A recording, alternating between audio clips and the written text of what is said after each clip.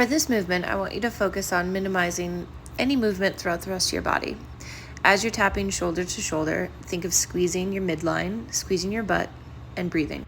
In this video, I'll show you 3 different ways to get yourself into a side plank.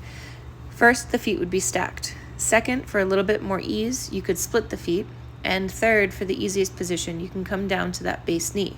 Regardless, I want you to think of bracing the core, squeezing your inner thighs, and pushing tall through the supporting shoulder. If you don't know this by now, I love these things for glute activation. It's important that you sit back into a hip hinge and that you drive your knees out, pressing your legs, the outsides of your legs, into the band.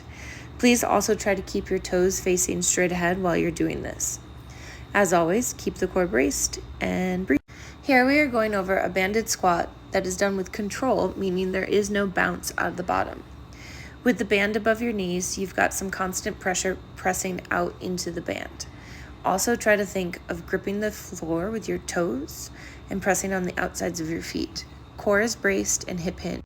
Please note that for this movement, if you need to, you can of course drop down to your knees for your push-up. I'd ask that you come up to a full plank position as you rotate though for these 2 moves right here, the side plank and then the knee to the elbow. Your goal here is to maintain a straight body line, to breathe, keep your core braced, and squeeze your inner thighs. For these, I want you to focus on having quick feet. You don't necessarily have to jump up too high, but you can, or you can stay relatively low to the ground and just get into that lunge right away. Think of external rotation and keeping the core slightly braced. Please note that these could be done on the knees if you needed to.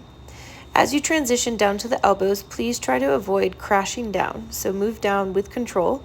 As you press back up, I want you to think of placing the hand directly underneath the shoulder and then pressing up to that top position. Core is braced, butt is tight. For your side-to-side squat, I want you to think about sitting back into a hip hinge, toes facing relatively straight ahead, knees driving out, so you've got external rotation happening, and core is braced. Here I'd like you to focus on keeping the shoulder blades retracted. So every time you go ahead and lift the elbows off the ground, that should involve some retraction of your shoulder blades. As you lift up into that arch position, please make sure you're not pinching anything in the low back.